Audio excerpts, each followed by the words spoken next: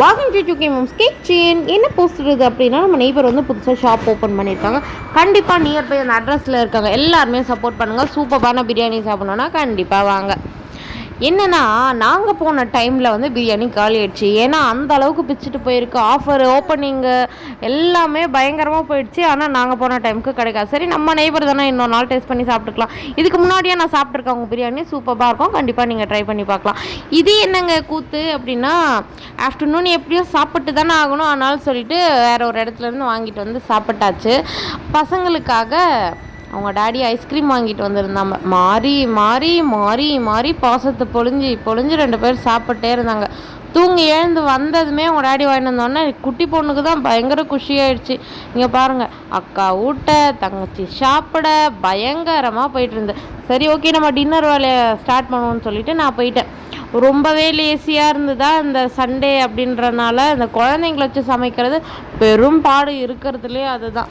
சரி okay சோமேரி chicken பண்ணிடுவோம் அப்படின்னு சொல்லிட்டு வெங்காயம் தக்காளி கொஞ்சம் சிக்கன் எடுத்து வச்சுருந்தேன். அவனையும் போட்டுட்டு கொஞ்சம் இஞ்சி பூண்டு பேஸ்ட்டு இருக்கிற மசாலாக்கள் அனைத்தையும் எடுத்து போட்டாச்சு. அதில் என்னென்ன இருக்கிற அந்த மாதிரி தான் அழகாக செப்பரேட் பண்ணி வச்சுக்குவேன். இந்த பாக்ஸ் வந்து மீஷோவில் ஆஃபரில் வாங்கினேன். 99 ருபீஸ்க்கு 2 பாக்ஸ் கிடச்சிது நமக்கு ஆஃபரில் வாங்கும்போது.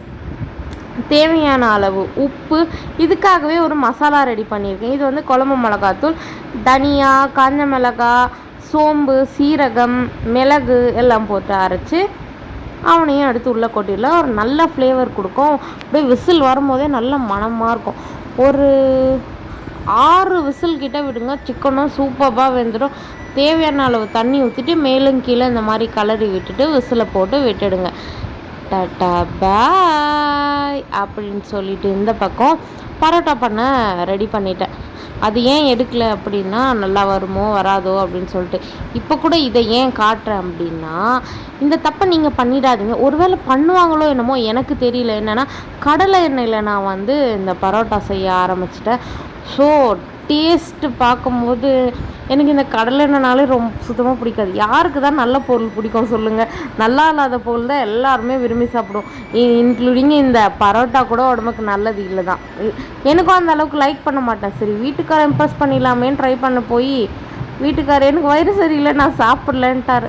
கடைசியாக நான் தான் கொஞ்சமாக சாப்பிட்டு டாட்டா பாய்னு இங்கே பாருங்கள் என்னடா மூஞ்சிது, இதெல்லாம் வியாபாரமே ஆகாதுடான்ற மாதிரி. ஒன்றுமே இல்லை. எங்கள் டேடி இதை பார்த்துட்டு கேட்டார், லிப்ஸ்டிக் போட்டு விட்ருக்கியா அதனால் அப்படி பண்ணிகிட்ருக்கா. அவள் சும்மா சேட்டைக்காரி, பெரியவளை விட சின்னவ சரியான சேட்டைக்காரியாக இருக்கா. இதே நைட்டெல்லாம் அப்படியே ரன் ஆகுது நமக்கு. என்னென்னா கொஞ்சம் டைம் பார்க்கும்போது குழந்தை பண்ணுறது ஹாப்பியாக இருக்குது. சில டைம் பைத்தியம் பிடிச்சி கத்துற மாதிரி இருக்குது. ஏன்னா தனியாகவே எல்லாத்தையும் ஹேண்டில் பண்ணிகிட்ருக்குமா. என்ன பெத்த கடமைக்கு அப்பப்போ எங்கள் அம்மா அப்பா வந்து போயிட்டுருப்பாங்க. அவ்வளவுதான்.